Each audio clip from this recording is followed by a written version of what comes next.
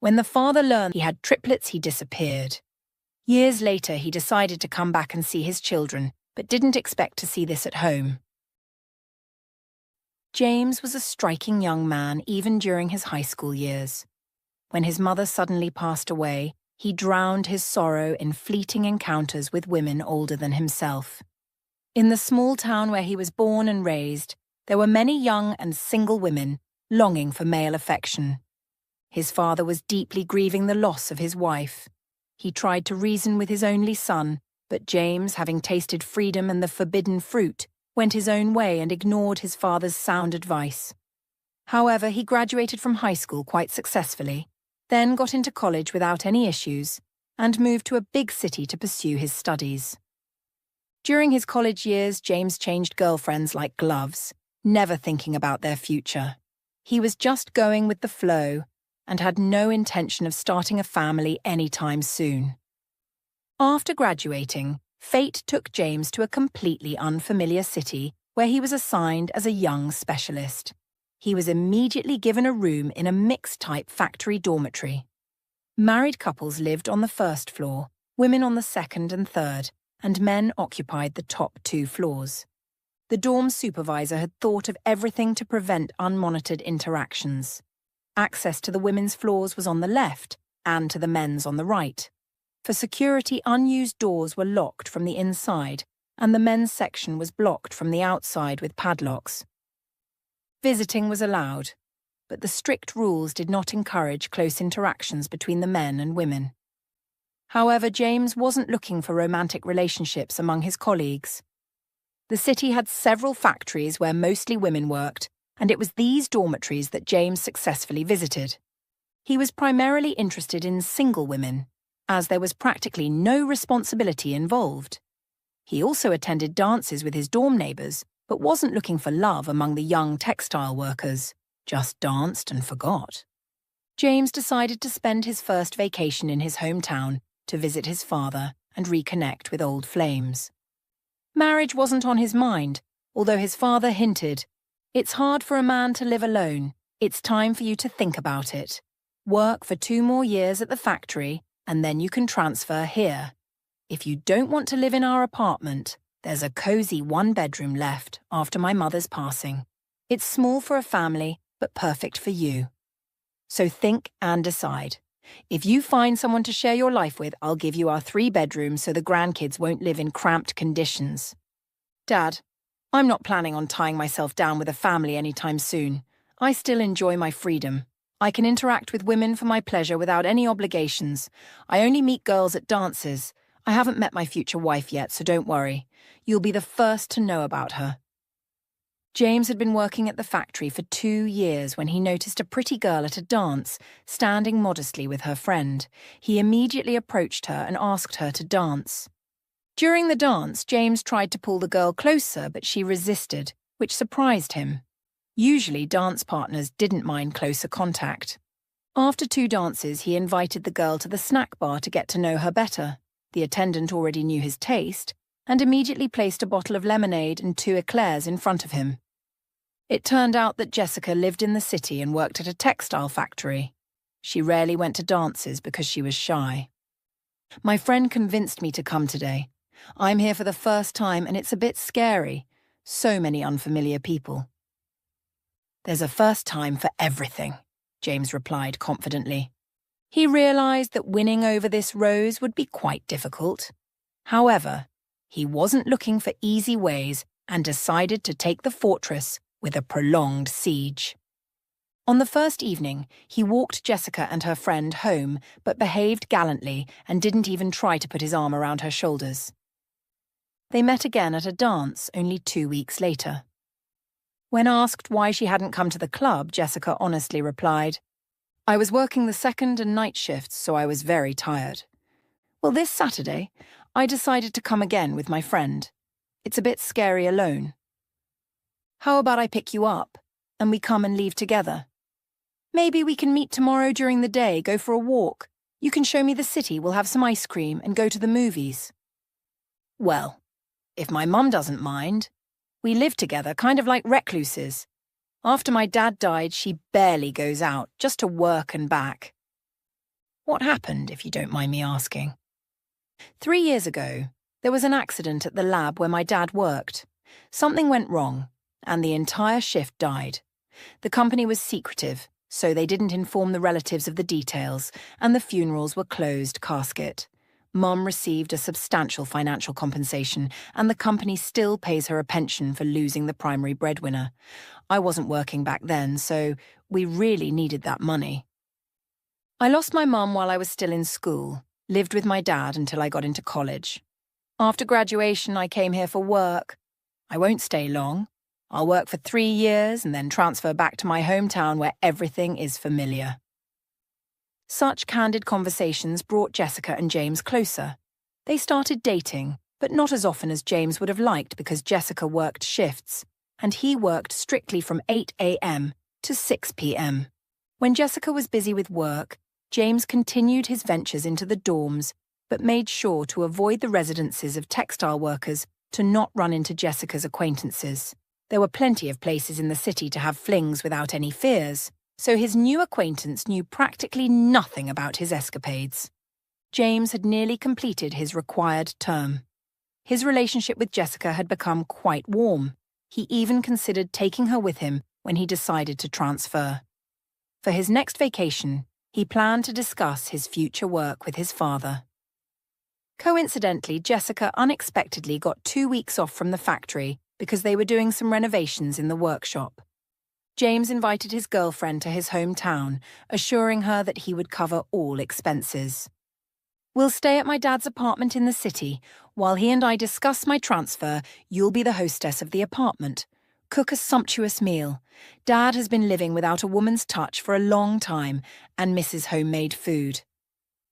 "Is this just a friendly visit?" "Honestly, I haven't decided to start a family yet, but I'm beginning to think about it. That's why I want you to meet." Nicholas was delighted that his son came not alone, but with a girlfriend who could soon become his fiancée. With young people, things happen quickly. There was nothing to treat the guests with because he ate at the factory cafeteria, and his fridge only had the standard bachelor set: eggs, butter, cheap sausage, and canned fish if he wanted a snack. "I'll go to the store and buy everything," James assured his father. "And you, Jessica, write me a list of what we need for lunch. I know you're a great cook. You'll make us a luxurious lunch. We'll go about our business so as not to disturb you." Nicholas liked Jessica. She was unpretentious, quite modest. He really wanted his son to have a normal family, but he didn't say anything about it to James. While the men were out, Jessica did some cleaning. It was clear a bachelor lived there. Then she started cooking. James bought everything she listed. The HR department at the factory promised to help with his transfer, but not immediately, so he would have to continue working at his current place for now. However, the manager promised to make a request by the end of the year. Nicholas suggested they stop by a nearby pub so as not to disturb Jessica and discuss some matters. "So I take it things are serious with her?" "Honestly, I haven't decided yet. We've only gotten to the kissing stage. She's against close relations before marriage, but that's fixable. She'll be turning 20 this year. Time to become a woman." They decide that on their own. I wouldn't advise forcing anything. You might regret it. Jessica is a serious girl, so don't rush. If everything works out, I'll sign over my apartment to you, and I'll live in the 1-bedroom. I don't need much. A young family needs space. Well, it'll be at least a year before I move, but I promise you'll be the first to know about any changes. The couple's first night of love happened right before Christmas when Jessica's mum went on a night shift at the hospital, and no one could disturb them. In the morning, Jessica cried in the bathroom for a long time but soon calmed down and composed herself before her mom returned from her night shift. James quickly had breakfast and rushed to work. Jessica didn't have to hurry because she was starting her second shift week, but he couldn't afford to be late. The young couple had no idea that this first physical contact would lead to their imminent separation. 2 weeks later, Jessica felt she was pregnant. She thought it might just be her imagination, but a visit to the gynecologist confirmed her fears. She would soon become a mum. The young woman decided to tell James everything. She was confident he would be happy too, but she didn't notice much joy on his face, more like some regret. "Are you sure you want to keep the baby? Maybe we shouldn't rush. You could have an abortion while it's still early, and in the future, when we're settled in a new place, we can think about children." "I won't take such a heavy sin upon my soul. Even though I'm not religious, I have no intention of killing my child. Don't bring this up with me again." "All right. No need to get upset. We'll leave everything as it is, and time will tell." When the time came, James took Jessica to the hospital, and he waited. As Mary, Jessica's mom, hinted, there would be twins. James had just received permission to transfer and was preparing to move. He called his father, informing him of his upcoming arrival, but didn't mention Jessica's pregnancy. The next day, when James came to the hospital after work, he was greeted with the news. He had triplets, 3 girls. The young father couldn't handle the shock. He didn't even look at his daughters. He ran out of the hospital. James had hoped until the end that the doctor was wrong and that Jessica was carrying just one baby, not twins, but triplets. He was literally in shock and decided to run away immediately, forgetting all about his responsibility and decency. The next day, James finalized his transfer documents, packed his things, and headed to the train station, where he boarded a passing train. No one saw him again. Jessica took the news that James fled the hospital without even seeing his newborn daughters very hard. She loved him so much that she could understand. Not every man, even one seasoned by life, could handle such a situation, let alone a young father who had never had children. Initially, the young mother hoped James would come to his senses, return and apologize, admitting he was wrong. But soon Jessica realized that her beloved man had simply run away from the difficulties ahead. She wasn't going to forgive his escape. Ahead of the young mother were more important problems. She had to think about how to care for and raise her daughters when, besides her mom, there was no one else around. Nicholas met his son cooler than James expected. His father immediately began asking questions for which James had no reasonable answers. "Why did you come alone? Where's Jessica? We agreed you would live together and prepare for the wedding. What happened?" Something terrible happened. She thought she was pregnant by me, but it turned out not to be the case. When the time came, I took her to the hospital. Mary even warned that judging by the belly, it wasn't just one child. The next day, the staff told me triplets were born. All girls. I couldn't handle that. I took my documents from the factory, got on a train, and left. They aren't my children. She had them with someone else, and now I have to raise them. Did you even see the newborns? I ran away immediately and never set foot in the hospital again. I see. You chickened out and left Jessica in a tough spot. What kind of man are you if you abandoned your own children? They aren't mine. End of story. I don't want to hear anything else. All right. You'll stay with me for now. In a week, the tenants from the 1-bedroom apartment will move out, and you can live there. I don't want to see you around. You've embarrassed me in front of Jessica's relatives. James got a job as an engineer at the factory, as his father had arranged with his acquaintances, and a week later, he moved into the apartment that belonged to his grandmother, his father's mother. Nicholas helped his son with the move, but their communication ended there. The man asked several times for Jessica's address, but James remained silent and didn't answer calls. Because of his son's cowardice, Nicholas lost contact with his daughter-in-law and granddaughters, but he didn't lose hope of finding them someday. Jessica was discharged from the hospital. The young single mother was met only by Mary and 2 friends. James had disappeared from the city. Jessica guessed that he had probably moved to his hometown, as he had planned earlier. The young mother erased James from her life but was at a loss. What should she do? How would she raise her daughters? Her job granted her maternity leave, but at that time, it lasted only about 3 months, and then she had to arrange for the girls to go to daycare and return to work. The most challenging time for a young, inexperienced mother is the first month. Many women are so exhausted from constant sleep deprivation with just one child that they can hardly stand. And here were 3 girls. And with such a good appetite that Jessica was nearly driven mad by their constant crying. Thankfully, her mother was there to help. She would go to the milk kitchen and get milk to supplement the baby's diet. Jessica had plenty of milk, but it wasn't enough for all 3. The young mother nearly fell into depression due to intense anxiety, but Mary noticed her daughter's state just in time and immediately sought medical advice. The doctor examined the patient and prescribed a calming herbal remedy that wouldn't harm the children through breast milk. However, the medication didn't do much to alleviate the young mother's nervous turmoil. Jessica cried into her pillow at night from despair. How was she going to live? She didn't know. And the money her mother received wouldn't last long. Mary would take the girls to her room at night so her daughter could get some sleep. Fortunately, the milk kitchen was a great help. This additional feeding allowed the girls to sleep almost through the night, waking only in the early morning when their diapers needed changing. In those days, no one had heard of disposable diapers. Sometimes Jessica had the treacherous thought of ending her life, but when she held her daughters close, she realized that no matter how difficult it was for her now, she had no right to leave them to fend for themselves. It was clear that Mary couldn't raise 3 granddaughters on her own, and a children's home would mean a difficult fate for them. This realization helped Jessica pull herself together and never think of such things again. The young woman firmly decided to build her life in such a way as to never allow a traitor, the father who had so treacherously abandoned them in their time of need, back into it.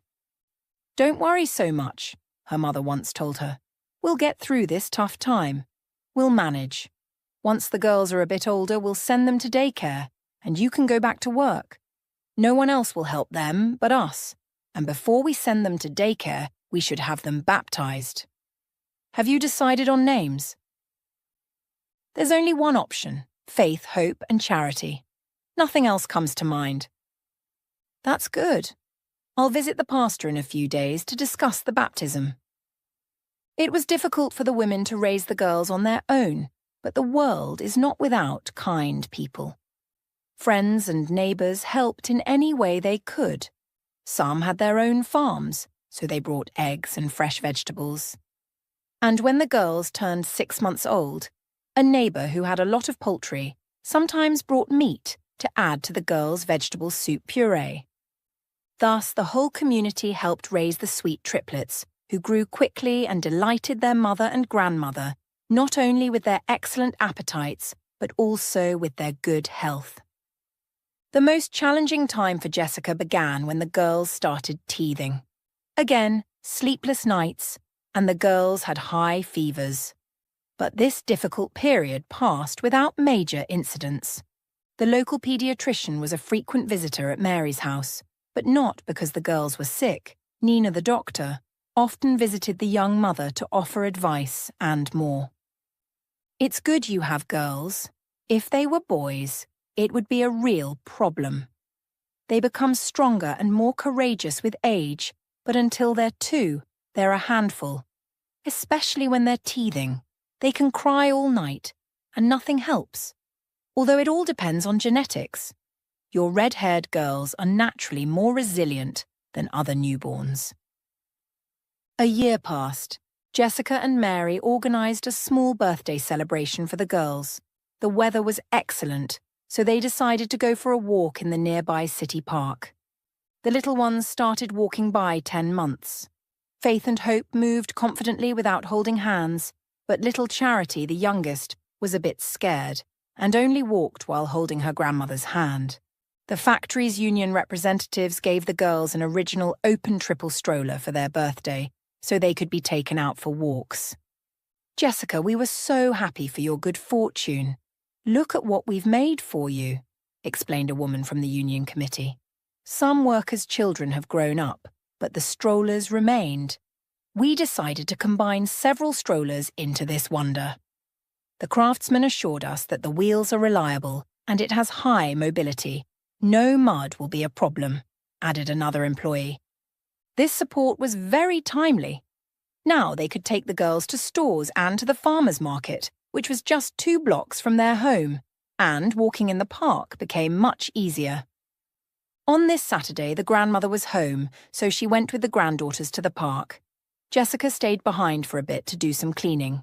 Once everyone had left for the walk, she quickly finished up and headed to the park, where they had agreed to meet near a local cafe. The tables there were set up on a cozy veranda. The cafe owner knew that many city residents came to the park with young children, so he installed a playground, securely fenced on all sides. Children could play while parents didn't worry about them running off, as the entrance was only from the veranda and the small area was easily visible from any table. Mary chose the table closest to the playground to keep a close eye on the girls. When Jessica arrived at the cafe, her mother had just placed an order. They decided to enjoy coffee and pastries in the fresh air, and for the girls they ordered juice. Back then, every grocery store or cafe had glass dispensers filled with natural juices. Typically, these were the most popular tomato juice, along with apricot, plum or orange juice. For the birthday girls, Grandma ordered plum juice and a potato pastry because it didn't have any cream. The prices were affordable.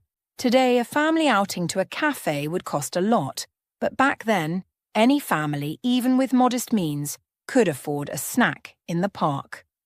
When the waitress brought their order, Jessica called Faith, Hope and Charity to the table. "Girls, come drink your juice." But she didn't have to repeat herself. The children were obedient, as if they understood how hard their mother and grandmother worked for their carefree childhood. After finishing their pastries and drinking half their juice, the girls ran off to play again. Jessica and her mother enjoyed the fresh air, sipping their coffee in peace. "Let the girls play to their heart's content," said the grandmother. "We don't have to rush. We just need to take them to the restroom, or they'll get too caught up in playing and we'll have to head back home." "They never get too caught up. They ask to go themselves," Jessica managed to say when Faith approached them with just that request. Grandma took Hope and Charity as well, so they wouldn't have to wait for them to ask. There was no line for the restroom, so they returned quickly. They spent another hour walking in the park. The girls alternated between sitting in the stroller and toddling alongside. Jessica and Mary decided to take a short rest on a bench by the pond, while the girls were absorbed in examining something in the grass nearby when an elderly man approached them. "Hello, Jessica." "I finally managed to find you," said the stranger. Mary gave him a reproachful look, but Jessica smiled and greeted the man. "What brings you to our city, Nicholas?" she asked, surprised to see him there. "I came specifically to find you and the grandkids. My wayward son refused to give me your address. He insisted you were living with another man and that the children weren't his. But I see that James wasn't lying. The girls take after our family, and their hair colour is the same as my late wife's. They even remind me of her in their faces." "There's no need for any complex tests," Nicholas explained. "Mum, meet Nicholas, James's father. The frightened boy couldn't even look at his daughters and ran away from the city, but God will judge him," Jessica introduced him. "Nice to meet you, Mom. Please don't be angry with me, though I am partly to blame. I failed to raise my son properly," Nicholas said, addressing Mary. "Mary," she replied rather coldly. Although Nicholas made a good impression on her, she was still angry at his son and couldn't forgive his departure. "I completely understand your anger towards my wayward son. But I repeat, I came specifically to meet my granddaughters because I didn't believe his stories. I've been wandering the streets of your beautiful city for 2 days now. Finally, fate has smiled upon me, and we've had this chance meeting. What are these lovely girls' names?" "Faith, Hope, and Charity," Jessica replied. Mary decided to stay out of the conversation between her daughter and the would-be father-in-law. "Beautiful names. If you don't mind, I'd like to visit the girls at your home to give them the birthday gifts I brought. I understand your feelings toward my son, but I don't deserve your anger. Let's meet for lunch or in the evening to discuss our situation. Please believe me, I mean it with all my heart. I care, about the girl's future. All right, Nicholas, I don't blame you for anything, and I'm actually glad to see you. I think my mother feels the same way. We'll expect you for lunch. I think 2 o'clock would be convenient. The address is simple. Write it down so you don't forget.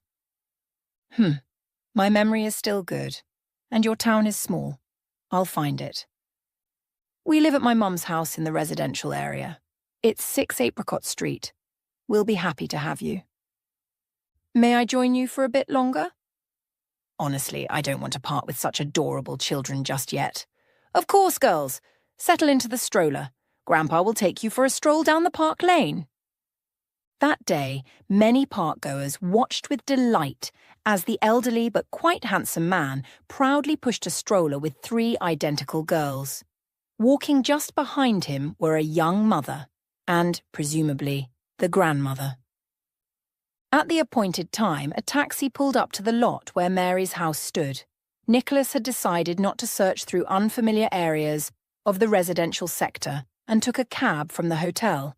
Plus, he had bought so many gifts that both his hands were full. "You look like Santa Claus carrying so much," Jessica greeted him. "Well, there are 3 granddaughters, not just one. Each needs something," replied the smiling man. "Bring that inside. We'll hand out the presents to the birthday girls there, and I'll get the rest from the trunk." Crossing the threshold of the small house, Nicholas handed a small bouquet to the lady of the house and another to the young mother. Then he placed a small cake, a bottle of champagne, and several bottles of lemonade on the table. I made sure to get a fresh cake from the bakery. It's so large that no one else wanted it, but for our large company it will be just right. Don't worry. It's made of shortbread with minimal cream, as I specifically asked the saleswoman to choose for small children. In the bag there are also various delicacies for the table and more. And where are the little ones? They got plenty of fresh air and are napping, but they should wake up soon. Then we'll give them the gifts then. And this bag is for you, Jessica. I haven't forgotten about Mary either. Please don't refuse these gifts. They'll keep you warm in the winter chill, Nicholas said, handing Mary a knitted shawl. The woman didn't expect such attention and was moved to tears, while Jessica invited her would-be father-in-law to sit in the armchair while they quickly continued setting the table. They had only managed to drink a glass of champagne each when Jessica heard that her daughters had woken up. The young mother left her mom and the guest to chat and hurried to the adjacent room. After she left, there was a brief pause. Nicholas struggled to find the right words to continue the conversation, while Mary, perhaps emboldened by the champagne, didn't hesitate. "Are you staying long in our city? For business or just to see the sights?" "I specifically made time to find my granddaughters. I'll tell you the whole truth while Jessica isn't here, and then you can discuss it with her. The thing is, I'm completely against what my son did. We had a rather difficult conversation right away and we still don't talk, even though we live in the same city and not far from each other. His actions disgust me. A real man would never behave like that. Well, what's done is done. As a grandfather, I don't intend to abandon the girls. I've spent a year trying to gather information, but I don't have acquaintances in this city, except for one army buddy. And he lives in the suburbs and rarely comes to the centre. James didn't give me your address for a long time, but in midsummer when he wanted to go to the beach, he asked me for financial help, knowing full well that I had the means. So I set a strict condition. I would pay for his round-trip plane ticket to save time, and he would give me the exact address. I remembered the day the girls were born for life and decided to come early. I prepared for a long time. You can't arrive empty-handed. But I had forgotten what to give a 1-year-old. I had to consult with acquaintances and colleagues. As a result, I bought a bit of clothing, children's tights, t-shirts, socks. Well, everything colleagues suggested. I understand perfectly how difficult it is to support children, and when there are 3, it's very tough, especially when there's no man around. But now I consider that issue resolved. As the children burst into the room, Faith and Hope ran to their grandfather. They were more lively and sociable, while Charity climbed into her grandmother's arms. "What were you all whispering about?" Jessica inquired. Oh, just chatting about life, Mary replied with a smile. Since the birthday girls are at the table, it's time for gifts. Nicholas changed the subject. Jessica, go ahead and take out everything Grandpa brought. In addition to the already mentioned clothes, each birthday girl received a doll. They were all different, and the gifts also included educational toys, pyramids, blocks, and other children's fun. And that's not all, declared the smiling grandfather. Here are 3 envelopes. Each contains $250, so Faith, Hope and Charity won't need anything for a month. And then I'll send more. Don't look at me so judgmentally, he added. This is from the heart. After all, who else will help you if not me? The celebration was a success.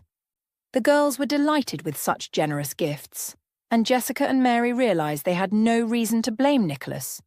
He was helping from the heart, not to make up for James's absence. By the way, throughout the celebration, no one mentioned the father's name. The girls were too young, and the adults intuitively decided not to bring him up at the festive table. Dusk had already fallen outside, but they were still sitting at the table discussing important matters. The little ones were playing in the room and not disturbing the conversation.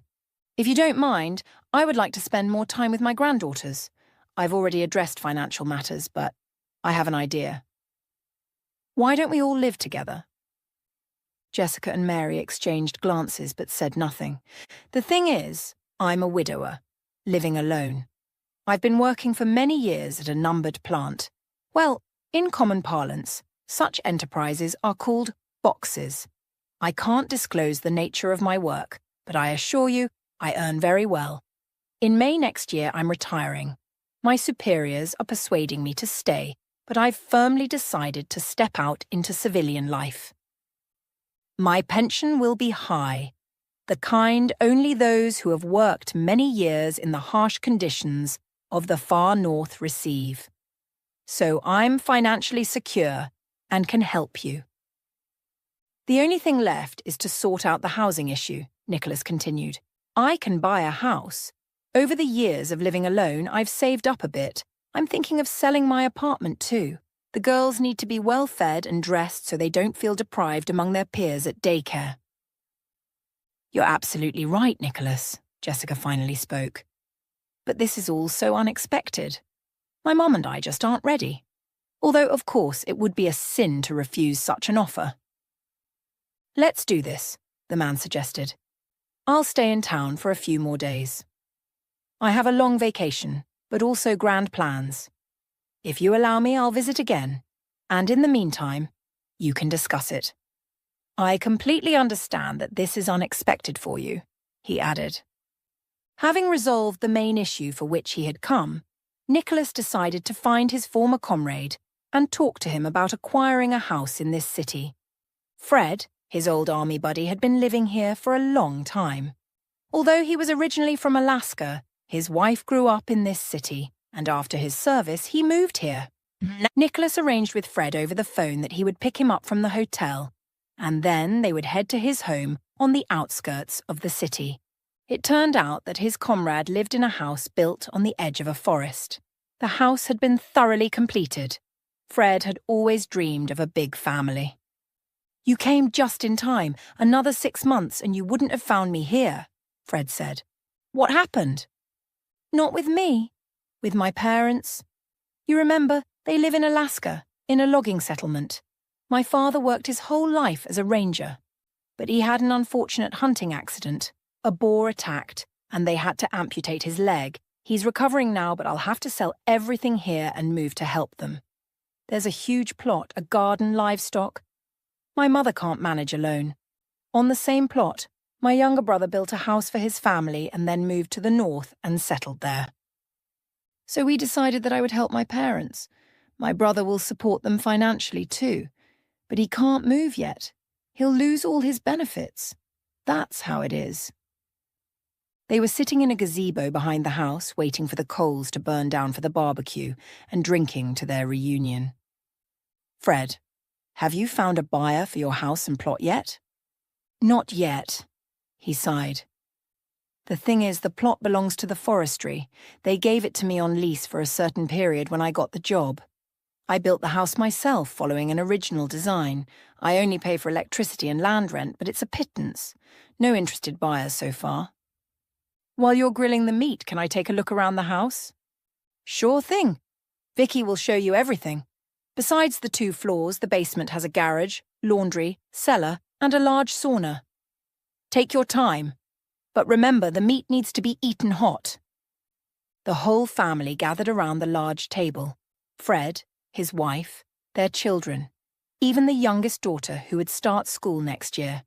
They had a good time, reminiscing about their military service. When everyone went about their business, Nicholas decided to talk openly with his friend. How much do you want for this house? I'd like to buy it from you. I'm retiring in 6 months, and my daughter-in-law lives here, as I told you. I want to gather everyone in one house to live together. That would be the best option for me. I don't want to give this house built with love to strangers, but you'll have to work in the forestry to have the right to the plot, Fred smiled. Nicholas pondered. The offer was tempting. Now he needed to discuss everything with Jessica and her mother. That's not a problem. I've always dreamed of such work, always in the fresh air. Just tell me all the nuances so I can quickly get up to speed. No problem. Do you still have your driver's license? We got them together in the army. I do, but I don't have a personal vehicle. I lived close to work all this time.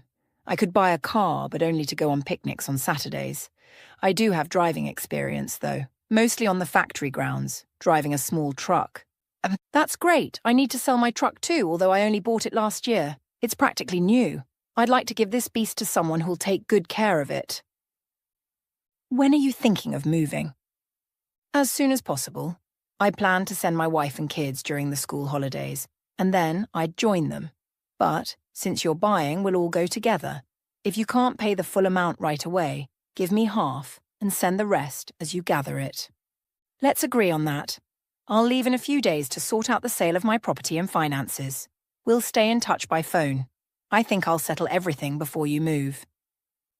As far as I remember, it's only about a 5 to 6 hour drive to where you're settled. You can easily visit on weekends until you retire, instead of taking the train. That's an interesting question. I'll have to check the map and choose the best route. What's there to choose? I have a colleague who knows a good road through the forest leading to the highway. 2 hours and you're in the city. He takes that route to visit his girlfriend every week, says it's much shorter. All right, I'll figure it out. I'll call you once I sort out the finances. Returning to the city, Nicholas checked his account. If he could sell his 3-bedroom apartment profitably, there would be enough money for both the house and the car, with a substantial amount left over. The man remembered that a businessman had long wanted to buy the apartment from him, but at the time, Nicholas had no intention of selling.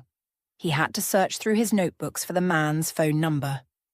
It turned out that Edward had not given up on the idea of acquiring an apartment in the very centre of the city, so Nicholas arranged to meet with him in the coming days to discuss all matters. The youthful businessman paced through all the rooms and the long corridor, clicking his tongue at the living space. Despite the fact that a major renovation would be needed, and some restructuring, Nicholas thought Edward would haggle for a long time. But he named a sum that, to be honest, the man hadn't even hoped for. How would you prefer to be paid? In cash or by transfer? Well, it doesn't matter, whichever is convenient for you. All right. And when do you plan to vacate the premises so the construction team can start work? I think I'll move out by mid-November. I don't have many personal belongings, and I'll leave all the furniture except for the antique desk from the study as a memory of my father. Very well. We'll settle all payment issues with my notary. There won't be any problems. If any questions arise, well, you never know. We'll not make any assumptions. I'm available by phone all day. 2 weeks before Christmas, Nicholas drove his new truck to Mary's house. Jessica was just about to go for a walk with the girls, but Grandpa announced that plans were changing a bit. Call your mom. Get in the car. I want to show you something. Half an hour later, they were already approaching Fred's former house. The road to the underground garage was cleared, but it was immediately clear that no one lived permanently in the large 2-story house. Get out. I'll give you a tour. This house is ours now, so we'll celebrate the family holiday within its walls. I can't be here all the time yet. I'll retire from work only in May next year, but you can move in at any time, Nicholas explained to the surprised Jessica and her mother, unlocking the front door with his key. It was clear that the former owner had built the house with special care. Behind the front door was a small but very cozy entryway, with built-in wall cabinets and semi-soft benches for convenience in taking off shoes. You don't need to remove your shoes, just brush off the snow, and you can hang your outerwear in these cabinets. Then they entered a large living room, which even had a built-in wall fireplace. Grandpa provided explanations. On the first floor, besides this hall, there's a kitchen equipped with the latest technology and 3 guest rooms, one of which I've already taken, as well as access to the basement, where there's a garage, laundry, cellar for storing vegetables and fruits, and even a small sauna in the farthest room. "And where do those doors lead?" Jessica asked, pointing to a massive double door. "There's a staircase to the 2nd floor, and under it is a closet for storing cleaning supplies. I'll tell you and show you everything later." After inspecting the kitchen, the women went up to the 2nd floor. Here, right from the entrance, began a long corridor, and to the right was a small lounge with soft chairs, and along the walls were tall bookshelves. My friend left a large library, taking with him only the textbooks for his sons. He said he couldn't take all this splendor because there would be no place to set it up at the new location, so we'll be using it. Further down the corridor on the right are the rooms. The first one was where the owner and his wife lived, then the room of their youngest daughter. The next one was a playroom where the girls spent a lot of time, and 2 more, where the sons lived. They were in middle school and decorated their rooms according to their personal interests. As you can see, there's plenty of space, enough for everyone to settle in. On the left are 2 bathrooms, and 2 toilets are located at the beginning and end of the corridor for everyone's convenience. Such a huge house, you could get lost in it. How did you manage to acquire such a marvel? Luck played a part. I came to visit an old friend, and he had a suitcase moving to his parents in Alaska, selling the house and car. Well, it was a sin not to take advantage of such an opportunity. Now we have our own house. As you can see, he left almost all the furniture. So from your little house, dear Mary, you won't need to bring anything. You and Jessica go through all the rooms, and we'll go down to the living room with the girls. I'll light the fireplace and treat them to fresh juice, which I bought specially before coming to pick you up. Faith, Hope, and Charity were sitting in soft chairs, engrossed in looking at large picture books that Grandpa had given them. Half an hour later, their mom and grandmother joined them. The women were amazed by what they saw. They could never have imagined such a thing. It all felt like a pre-Christmas fairy tale. How did you like the rooms? Do you like everything here? I forgot to mention that the heating is autonomous. You can adjust the temperature depending on whether it's freezing outside or raining. I'll explain later where the boiler is and how to set it up. The water supply is also autonomous. Fred drilled a well, installed a powerful pump, and there's water here around the clock. We're not dependent on the central water system. All this is great, but how will we get to work and daycare? When we all live together, I'll drive you. In my absence, we'll arrange with a neighbour. He's a retired military officer, lives with his wife, and their children only visit during vacations. He won't mind taking a ride to the city in the morning and picking you up in the evening. As for you, Mary, a taxi to your hospital will cost you $1 at any time of day. I'll provide money for transportation. It'll be a bit unusual at first, but everything will settle down, especially since I'll only be absent on weekdays and will come on weekends. This is all so unexpected. I feel like my head is spinning, Jessica admitted. The conditions here are certainly luxurious, but I'm at a loss. What do you think, Mom? This is paradise compared to my little house. Getting to work is a bit more complicated. But if Nicholas has thought everything through, then there's no reason to delay the move. That's not all. We have several months of winter ahead. So, I suggest we go into town now and buy you all some warm clothes. I've already picked out a few things. We just need to try them on to make sure they fit. We'll buy the little ones coats to grow into. Don't refuse, we have the money. I sold the apartment at a good price. And where will you live until you retire? I've secured a room in the family dormitory for the time being. I only need a place to sleep. I eat at the factory. We have a cafeteria that operates 24/7, since there are 3 shifts and everyone needs to eat. Without delay, after making the necessary purchases, they took everything they needed from the old house and had a small housewarming celebration in the evening. There were 2 days off ahead, so there was no need to watch the time. The girls were put to bed in their new room. There was a big bed where they comfortably settled. Only Mary needed to go to work, and even then, it was for the night shift. Nicholas promised to take her there on time and pick her up in the morning. They also planned to go to the Sunday market to buy groceries. The kitchen had a large double-door refrigerator, and there was a freezer next to the pantry. Therefore, Nicholas decided to stock up on meat and other products to calmly prepare for Christmas. The more Nicholas interacted with Mary, the more he realized he was falling in love with this charming woman.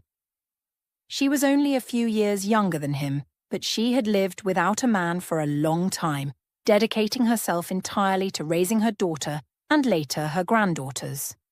When they all started living under one roof, Mary took on all the household responsibilities for the large family. The only thing she feared was the gas boiler. This piece of technology filled her with superstitious dread. Nicholas successfully retired. Now he didn't need to leave the close-knit family for long. He went to the forestry department and got a job there. Early in the morning, he would get up and prepare a quick breakfast for everyone going to work or daycare. Then he would drive, as he liked to say, his girls. If Mary had to go on duty for the first shift, he would drop her off last to have a little time to talk privately. Recently, deeper feelings had developed between them, which made Jessica very happy. The young woman was content. Everything in her life had finally settled thanks to Nicholas's care. The only thing missing was simple feminine happiness. But changes were on the horizon. At the factory where Jessica worked, a month later, the management appointed William as the acting head of the department. He was quite sociable and tried to get to know all the workers in his department right away. He immediately noticed Jessica among the staff. The young woman caught his eye. "There's a desirable bachelor in our department, and he can't take his eyes off you. Don't miss your chance. He's quite the catch. Someone else will snatch him up if you keep daydreaming," her colleagues advised. William was naturally a social person. In college, he always organized various events, from museum trips to dances at the college club. He quickly grasped the nuances of production, and soon the department workers started exceeding their targets without any hype or overtime. The management liked this initiative, so they issued an order to keep William in the position permanently. Immediately after this, he organized a meeting with the factory's leadership, a cafe gathering for all engineers, foremen, and production leaders to get to know the department better in a private setting.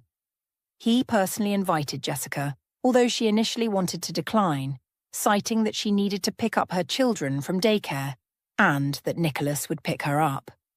"Dear Jessica, allow me to arrange things with your father-in-law. I guarantee I'll get you home safely." After such words, the young woman stopped hesitating. But as she left the gate, she watched for a moment as William gestured while talking to Nicholas. "There's a young but very active fellow here who proposes to kidnap you for a little while," he explained with a sly smile to Jessica as she approached them.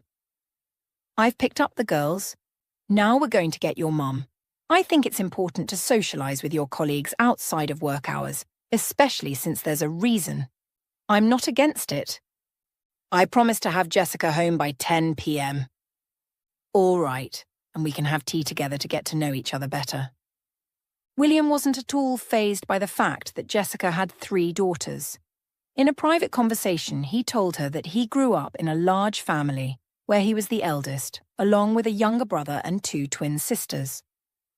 I've been taking care of younger kids since I was a child, so I love spending time with little ones. How about we take them to the circus this weekend? It's only in town for 2 weeks. I'll get the best tickets. It's not a problem. That's a unique way to ask me out, Jessica smiled. I understand that children are everything in our lives. So why not bring them along? And afterward, we can sit in a cafe. Do your daughters like sweets? They love them, but I limit their intake. Although Grandpa and Grandma often spoil them, but in moderation. The small gathering went smoothly without any incidents. The company was moderately drinking, with lots of dancing and conversation. People started leaving after 9 p.m.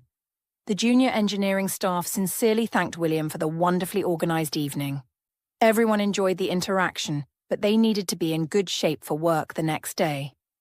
William hailed a taxi and safely drove Jessica home. Remembering Nicholas's promise to treat the guest to his signature tea, the young woman invited William inside. The gracious host quickly set the table in the living room, right next to the fireplace, which wasn't lit due to the warm weather, but it was still pleasant to sit by. I'll leave you for a bit. Need to check on my girls.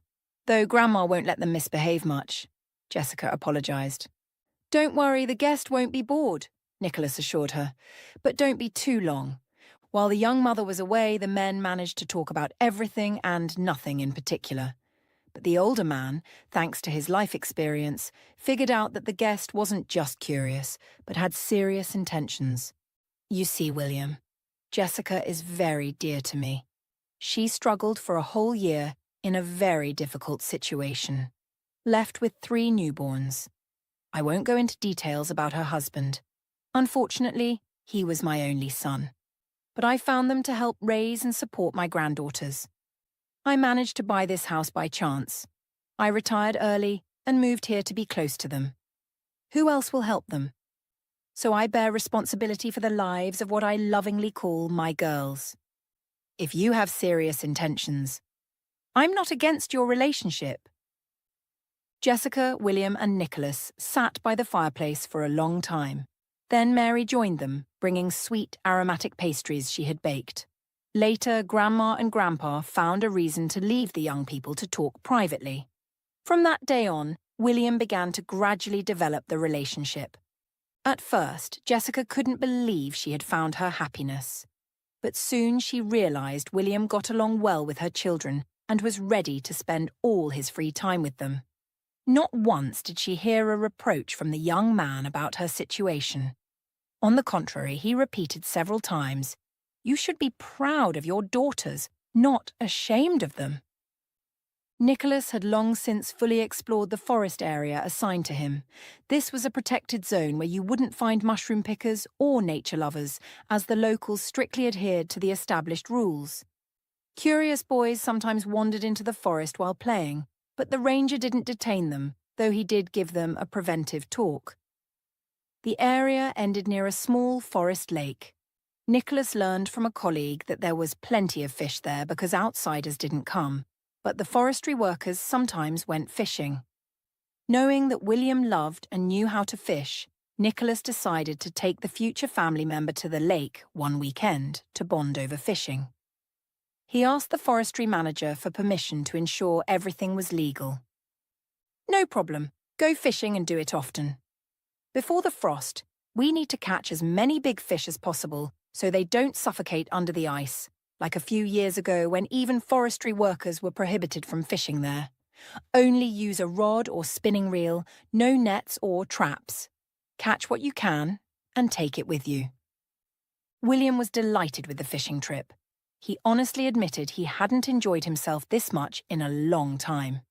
In a couple of hours, they caught almost 2 buckets of carp, tench, and big perch. They even caught a large pike weighing about 11 pounds on a spinning reel. "This will make a great fish stew, and we'll fry the rest. I once told my granddaughters about an original egg dish with carp, and we should make it and treat them. Aren't you afraid they'll choke on a bone?" That's the secret.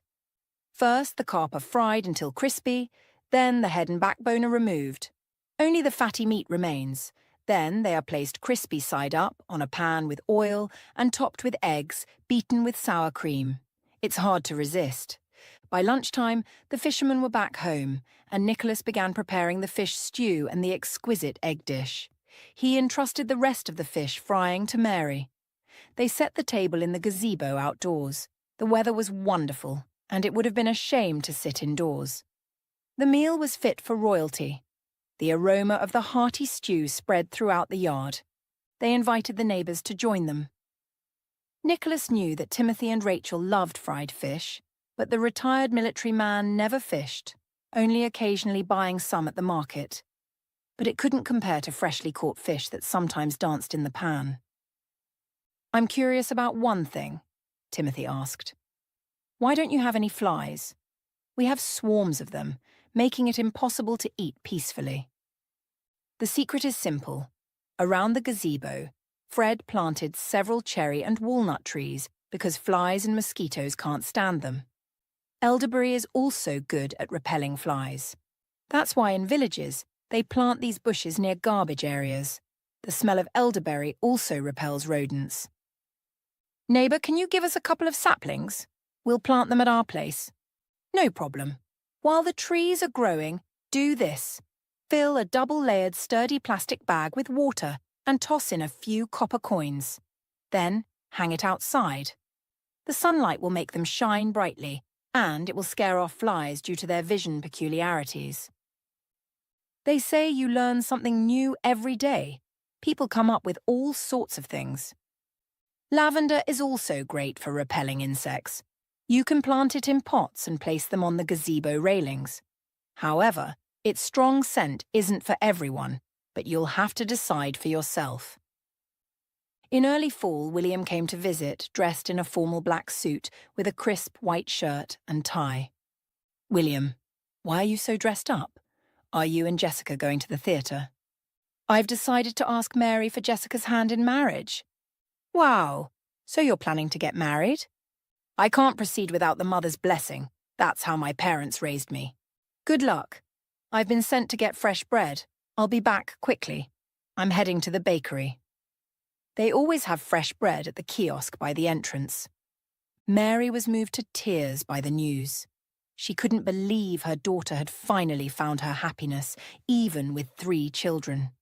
Not every man would dare to marry a woman with such a commitment. When you submit the application to the registry office, hint to the staff that the bride is pregnant so they expedite the registration, Nicholas advised William in a whisper. On Monday, during their lunch break, William and Jessica went to the registry office and submitted their application. They were given 2 weeks to reconsider. Nicholas's advice worked, so the large family began preparing for the wedding. William called his parents and invited them to the wedding, saying they could bring the kids. There was enough room for everyone. Nicholas drove the couple to the wedding venue in a car decorated with ribbons and balloons, where all the guests were already waiting. The factory management provided a bus for the special occasion, so all the guests could comfortably reach the wedding venue. They didn't book a banquet hall. Instead, at the end of September, they set up a table in the gazebo for the newlyweds, witnesses, parents, and children. For the guests, they brought tables from the house and arranged them in a semicircle, so everyone faced the bride and groom. Rachel helped Mary set the tables, while Nicholas and Timothy transported the cafe-ordered food in specially equipped trunks. They decided to prepare the hot dishes themselves. For this, William and Nicholas went fishing. The fried fish adorned the tables, and Timothy was ready to grill kebabs to serve them hot. Despite the hasty preparations, the guests were satisfied. William's parents, Peter and Laura, were impressed by the unique construction of the house, where their eldest son would now live with his wife. "What a wonderful house you have, and such a large property. Besides the garden, have you also started a vegetable patch here? Next year we plan to build a greenhouse. Now that there are 2 men in the family, things will move faster, and I'll order building materials from the forestry department. Everyone in the office does that. We have many plans, but there's never enough time to get everything done." On Christmas Eve, Nicholas made a proposal to Mary, which she gladly accepted. Jessica had already started her own family, so her mother had no more worries. They celebrated the wedding modestly, just with family. They invited only Timothy and his wife, their closest and dearest neighbours. The close-knit family and guests comfortably settled in the living room, where a large round table could extend to seat 12 people. To create a cosy atmosphere, Nicholas had lit the fireplace in advance, and the room quickly filled with the aroma of burning birch logs. "Life can be surprising sometimes," the host began. "I didn't get to become a father-in-law, but now I'm a stepfather." "Which makes me very happy," Jessica chimed in. "I barely remember my biological father, but I love and respect my stepfather immensely." The group had 2 days off ahead of them. Mary's hospital management had granted her a week of paid leave for the occasion, which was very timely. They converted one of the guest rooms on the first floor into a master bedroom, deciding that the second floor would now entirely belong to the younger couple. "In our age, it's better to stay closer to the kitchen," Nicholas joked. "It's more convenient for me to live here too.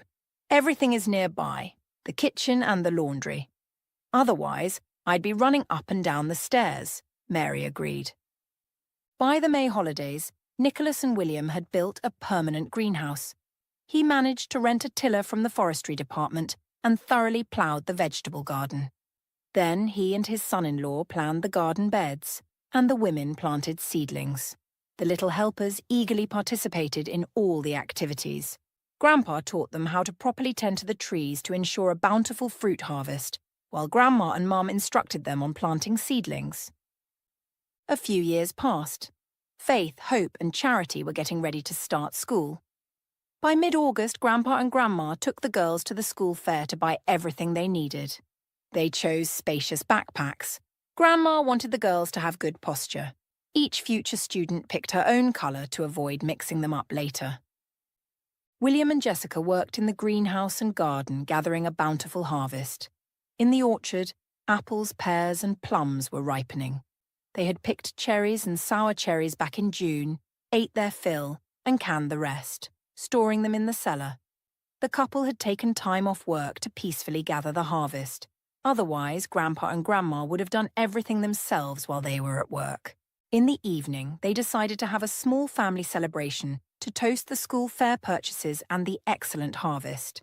The men in the family weren't avid drinkers, but on weekends they allowed themselves a beer with dried fish, or something stronger if they felt like it. Last year, William bought a car to drive the kids to daycare on his way to work, so Grandpa wouldn't have to be the family chauffeur. The garage had enough space for 2 cars, so it wasn't a problem. The addition of another gas guzzler didn't affect the family's finances. Their income had increased significantly. Now they shopped simultaneously.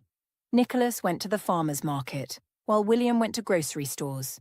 They had plenty of their own vegetables and fruits, and also canned for the winter. They mainly bought meat, bacon, and poultry at the market, and cereals, sugar, tea, and coffee at the stores. Only Grandpa went for bread because a former forestry colleague worked at the nearby bakery. He had retired and found an easy job through connections. He always set aside fresh bread and bagels for Nicholas, which the granddaughters loved.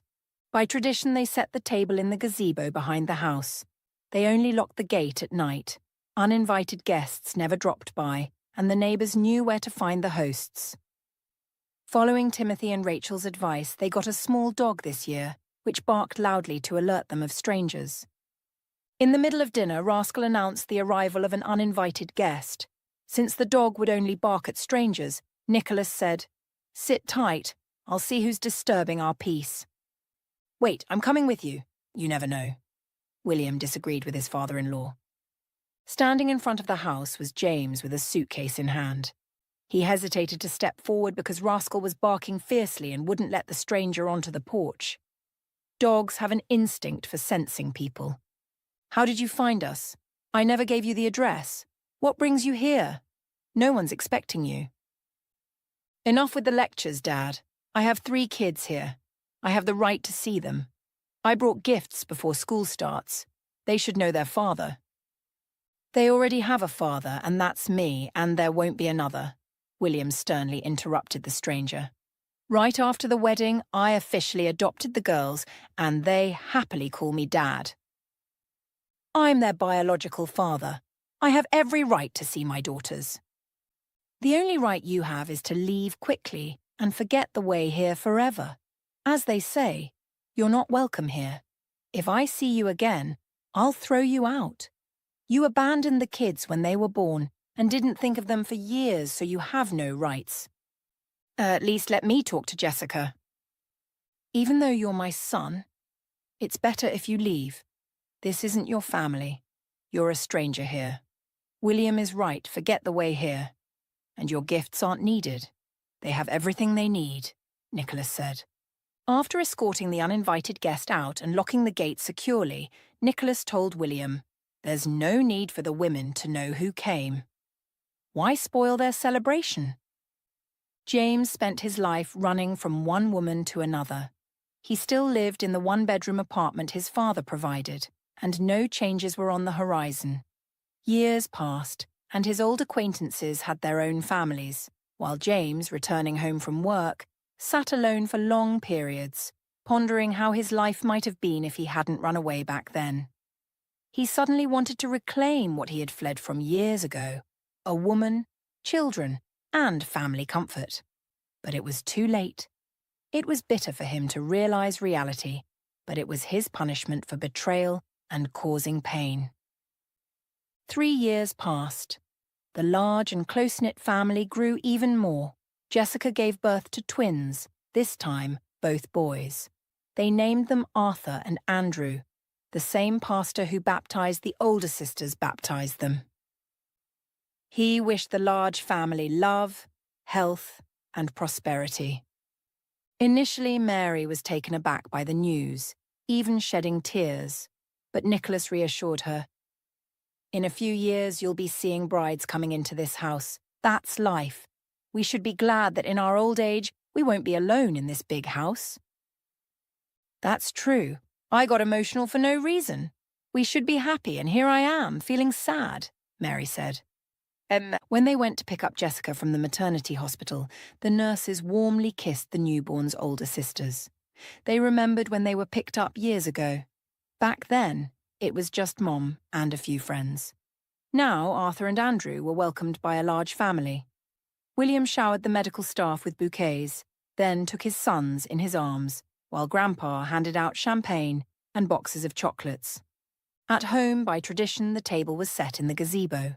The sons were carefully placed in a double stroller gifted by the factory management. The boys had just eaten and were quietly sleeping, allowing the others to celebrate. Their older sisters watched over them diligently so that Mom and Dad could enjoy time with the guests. The big house accommodated everyone, though they had to rearrange some furniture, but the cozy atmosphere remained unaffected. Inside the home, happiness, health, and prosperity had taken permanent residence, while Rascal's loud bark kept unwanted guests at bay.